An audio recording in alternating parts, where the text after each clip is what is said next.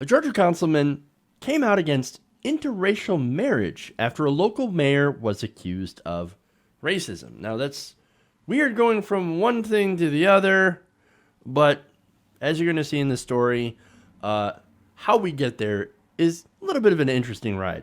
Now, first, we'll go to the mayor that was accused of racism. Now, this is Teresa Kennerly of the town of Houston, and she recently came under fire after she allegedly told a member of the council that she had rejected a job applicant. Now, the rejection was because he was black. And the city, she said, is just not ready for it. That's according to the Atlanta Journal-Constitution. Now, wait, so the city isn't ready for it, or were you not ready for it? Now, it's funny when racists make that argument to make them appear to not be racist. Not only that, but then they blame everyone else for being racist. I mean, I don't think the city's ready for this. I mean, look how racist our citizens are. Oof. We can't have any diversity here. We're just not ready for it. Hilarious. Now, Kennerly later on denied she made these remarks. She said, quote, "I do not recall making the statement attributed to me regarding any applicant for the city administrator position. And I deny that I made any statement that suggested prejudice," she said in a statement. Fun. Okay. Now, the problem is, who do you believe? Did she make this racist comment? Well, according to a fellow councilwoman, Hope Weeks, who confirmed in an email that Kennerly had made similar remarks before, so she wouldn't be surprised. Now, apparently this happened in a parking lot, which is fun. She said, quote, "She proceeded to tell me that the candidate was real good, but he was black, and we don't have a big black population, and she just didn't think Houston was ready for that." Well, it's true, they don't have a very big black population. Nonetheless, what she did is she denied somebody who apparently was qualified. In her own estimation, he was a really good candidate. He's a really good candidate. But because our people here in town are just so racist, can't let him have the job. He's black. But wait, how is that not racist? I don't understand. Now, that's the mayor, right? So now, the man who came out against interracial marriage, this is where he comes in, right? And this is Councilman Jim Cleveland.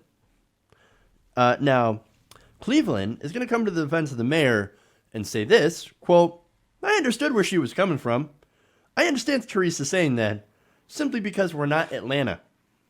Things are different here than they are 50 miles down the road." Okay. You would think that they were like another country or something with the way that they're treating this. I mean, is it so different between the city and the country where they're super racist still?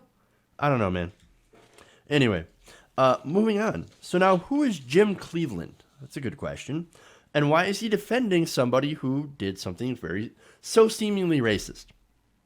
Well, you're going to be shocked to find out that Cleveland is also kind of racist because he says he's against black people marrying white people. The councilman insists, though, that he is not racist, even though he believes that black and white people should not intermarry. Get a load of his explanation. Quote, "I'm a Christian, and my Christian beliefs are you don't do interracial marriage. That's the way I was brought up, and that's the way I believe." Wow. No, notice that nobody asked him about it, what he thought about interracial marriage. He's just like, by the way, I'm totally not racist. I just hate it when black people and white people get married. But I'm not a racist, guys. Just remember that. Nobody brought that up.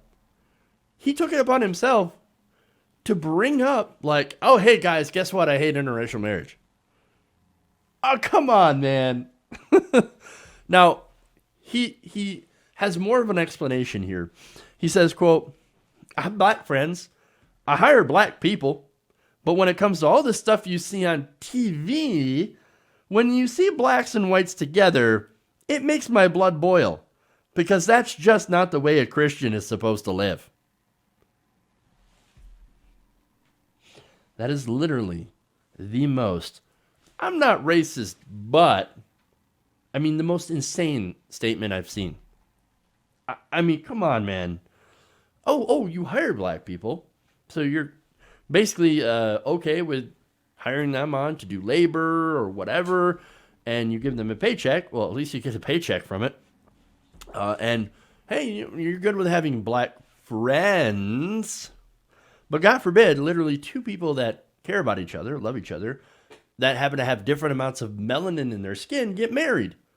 Because, woo, boy, they don't like that at all. Come on, man. Look, I know a couple interracial couples. Um, they're lovely people. Ain't nothing wrong with that. How can somebody look at that and get really angry about it? I don't understand racism. It makes no sense to me. It boggles my mind. And the fact that he is using his religion as a shield against criticism. Again, he's saying, well, I'm a true Christian and we just don't do that in Christianity. What? I'm not racist. No, that's using it as a shield, and it is super, super douchey. The Bible says, love all people. Not love all people except if they get married and their skin tones don't match. That's not Christianity. That's just a front for racism. Hey guys, hopefully you enjoyed that free video. Now I'm going to have to ask you a favor. Between the demonetization and the YouTube algorithm messing around with view counts, etc., we're having a hard time adjusting to the new YouTube reality, which is where you guys come in.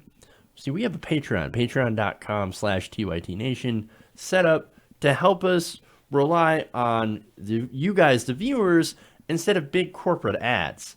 Look, you know the show. You know I'm not in favor of big corporations anyway. So help us transition away from relying on the ad model to pay the bills and sign up to be a patron, patreon.com/TYTNation. That goes a long way to help us keep the lights on. And you guys will know that you're supporting independent progressive media.